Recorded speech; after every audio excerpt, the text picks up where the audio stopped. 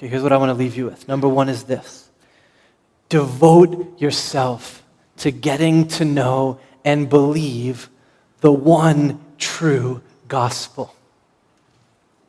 Put your energies there with us.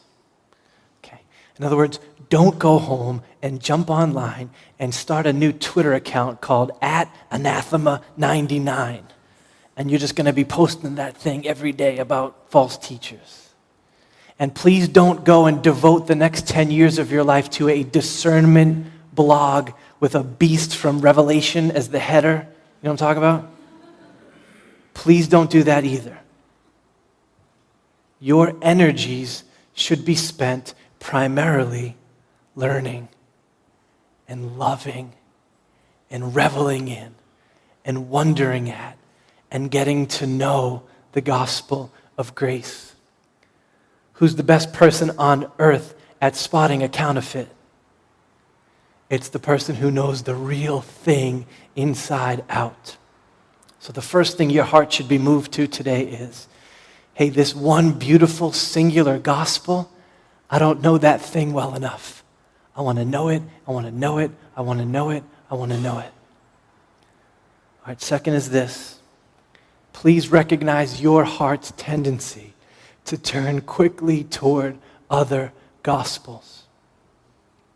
Okay, like Paul, you too should be astonished at how fast you fade from grace toward sin or toward self-righteousness. We make the Galatians look like whoever's wide receiving for the Pats now, right? I was going to try out this week. Just like slow running those routes. We make the Galatians look like snails. We are so quick to turn in our hearts. I need you to know that about yourself. You've lived here with us, right? How many people have we seen, and I just weep about it, who come to love Jesus and get baptized, and like 15 minutes later, they have fallen back into the false gospel that was a part of their life before. You should have something in your heart that looks at your life and sometimes goes, are you kidding me here? So fast, fading to another gospel. Please know that tendency in your heart. And then lastly is this. When you are presented with false gospels, don't play anathema. Know where the fire extinguisher is, and I free you to use that thing so that you may live. Pray that God would silence false gospelers in our day, in our city, in our country. That's a beautiful prayer to pray. Father, why won't you silence them? They are leading so many astray.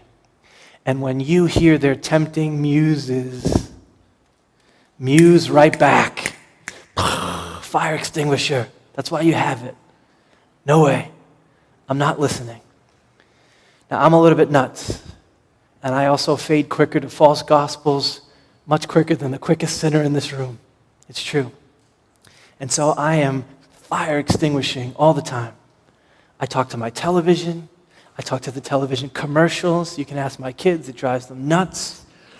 I talk to my radio. I talk to my computer. I talk to the Boston Globe. I talk to the Boston Phoenix. I talk to the improper Bostonian.